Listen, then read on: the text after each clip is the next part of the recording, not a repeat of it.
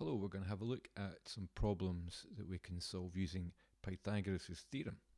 And Pythagoras' theorem involves always right angled triangles. It says that the square of the hypotenuse is equal to the sum of the squares of the other two sides.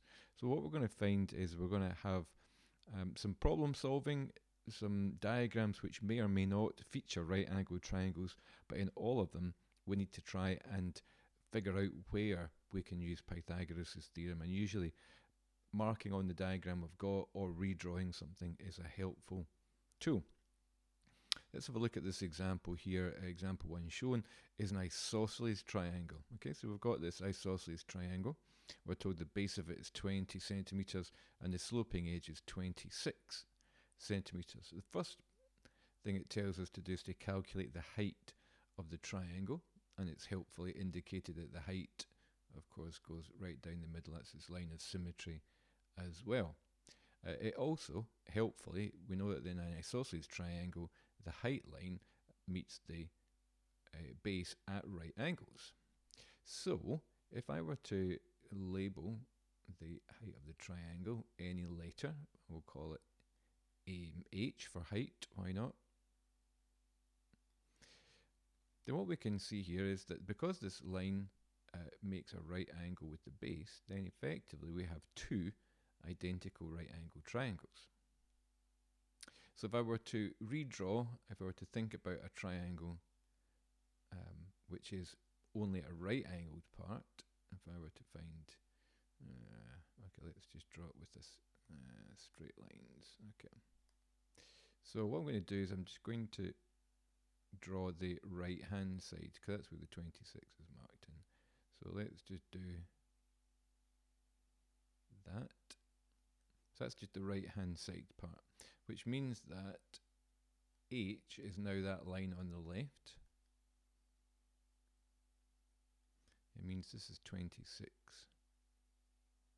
centimeters. And this baseline here is half of that whole 20 centimeters. And in an isosceles triangle, the special property, of course, is that this line, the height line, cuts it exactly into two equal parts. So we, instead of writing 20 centimeters, I'm going to write 10 centimeters. We can still mark in a right angle. Now that is a problem which hopefully you are able to solve. I haven't done any prerequisites about actually just using a basic diagram. I'm kind of assuming that you know how to do that. So now what we've got is we're actually just solving this problem here. What's H given the lengths of the other two sides? So opposite the right angle is the hypotenuse. So that's this side, that's the longest side. So according to Pythagoras' theorem, I'll put a wee A, we're solving part A. We can say that 26 squared is equal to H squared plus 10 squared. Okay, and we can go ahead and solve that. We can work out what 26 squared is and what 10 squared is and 8 squared is. We're going to have to rearrange it at some point, and it depends when you like to do that. I'm going to take my calculator and say 26 squared is 776. So we can go 676 is equal to H squared, and 10 squared is 100. Now at this point I'm going to rearrange it. I'm effectively going to subtract 100 from both sides, which gives me H squared equals 576, and at the same time I'm actually going to write them the other way around. H squared equals 576. So we've got H squared, so in order to undo that we're going to have to effectively take the square root of both sides. I'll just demonstrate that. Take the square root of both sides like that. We end up with H on the left hand side is equal to the square root of, the square root of 576. So what is that? Is it a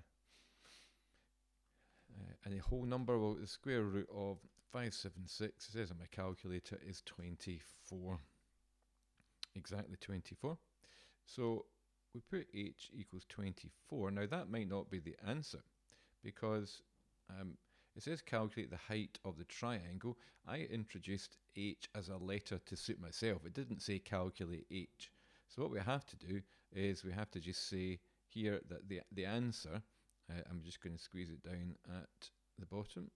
See how I can just move that up a wee bit. We can say, although I've said h is 24, the actual correct answer is that the height equals 24. Oh, I don't like that. Hang on. I shall rub it out. Height is equal to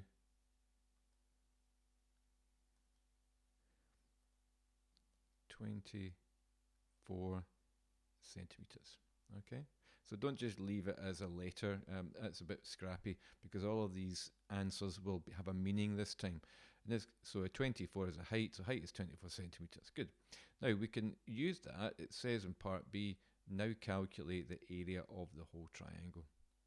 So we couldn't have done that before because we know that for any triangle, the formula is area is equal to a half times the base times the height. And in this case here, oops, my pen's been a wee bit funny. My apologies. Let's sort that out.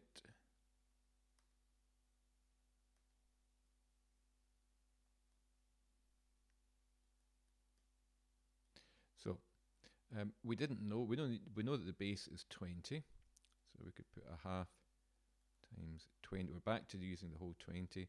Now the height we didn't know. It would have been tempting to put 26 there, but now we know that the vertical height is 24, so we can go ahead and put 24 in there. A half multiplied by 20 is 10, so that's 10, and 10 times 24 is 240. So we can say that the area, A for area, is equal to 240, and its square centimeters is our units. Check that we've answered the questions, we've worked out the height of the triangle, and we've worked out its area. There's my answer to example 1. Okay, so let's move on. If you want to go away and practice some stuff, that's great. I'm going to go on and do a second example here. So again, there's pictures and there's lots of words, but it's about just trying to make sense of what the problem's asking.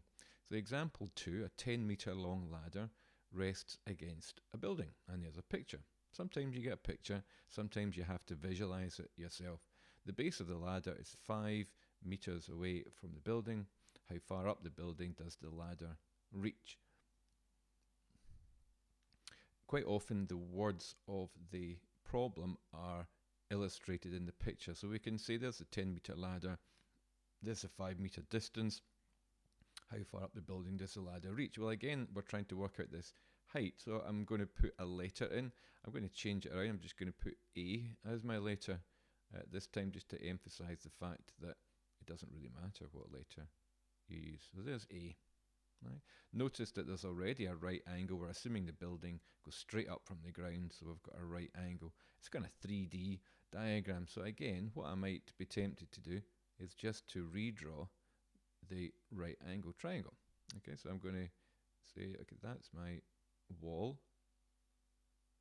and there's the ground, and there's the ladder.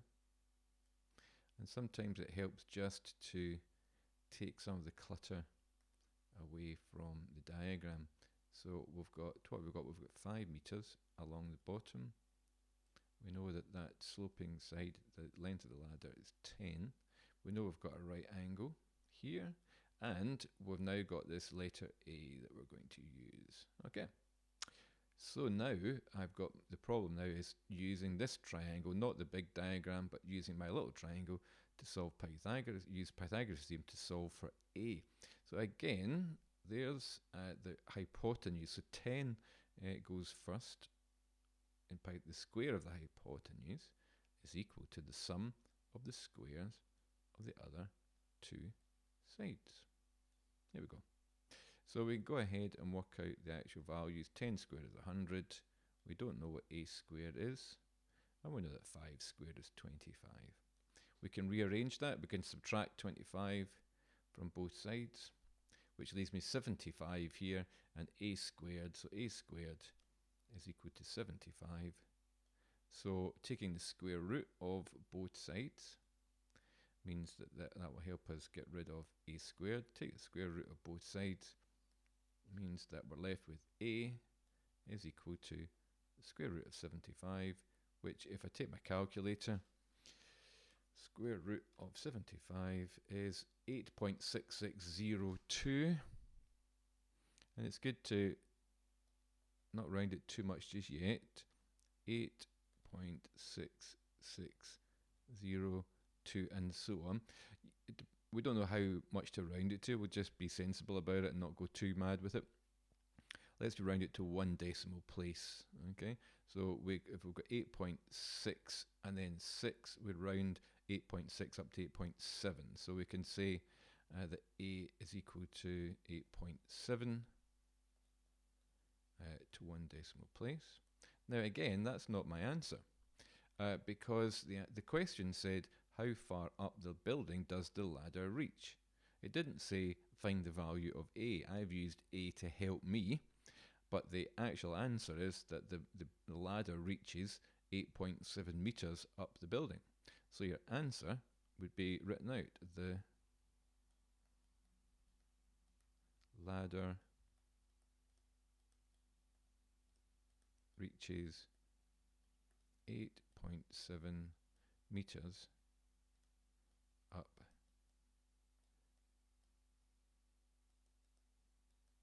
the building. Okay, it's really important to start to move away. Yeah, we spend a lot of time just doing little calculations and saying the answer is this in number form. But when we get to solving problems, it's really important to remember if there's words in the question, there has to be words in your answer. The calculation is just a demonstration of how you get your solution. You have to always take a little moment to think, how can I communicate best what the question is actually asking me to do? Okay. Got one more example. If you want to stay with me, that's great. That example is this one here. Calculate the area of this rectangle. So here we've got a rectangle, and we know that the length of it is 72 centimeters. We know that the breadth of it is, well, we don't know. And we know that the length of the diagonal from corner to corner is 75 centimeters. Now, it says calculate the area of the rectangle, and we know that the area of a rectangle is fairly straightforward. It's length multiplied by its breadth. So all we need to do is to multiply 72 by, but that's the problem, is that we don't know the length of that side. We do know the sloping side. And hopefully you can see that in any rectangle, if you draw a line from corner to corner, that's what we call the diagonal, then it makes two identical right angled triangles. Okay? Which means that if we know the sloping side, that's the hypotenuse. Again, I'm going to just draw a quick sketch of what my right angle will look like. So I'll do it over here. There's the breadth, there's the length, and there is that's the diagonal. Now I'm not going to draw the rest of the triangle, the rest of the rectangle, because I don't need it. I want to emphasize to my head that I've got a right angle here, and I've got a triangle, which means that the 75 is now the sloping side here. The 72 is on the bottom. And now I've got to work out this. I'll call it, well, I'll call it B for breadth, because that's the missing one. So here we go, Pythagoras' theorem. Again, the hypotenuse is the 75, so I'm going to write that out as 75 squared is equal to the other two sides squared and added together. Okay, I can go ahead and work out these values. They're quite big. 75 squared is, what is it? 6525, no, 5625, 5625, and 72 squared is 5184, 5184. If I subtract 5184 from both sides, then I'll end up with just, 5 625 minus 5184 gives me 441. So I'm subtracting 5184 from both sides, and I get b squared is equal to 441. If I take the square root of both sides,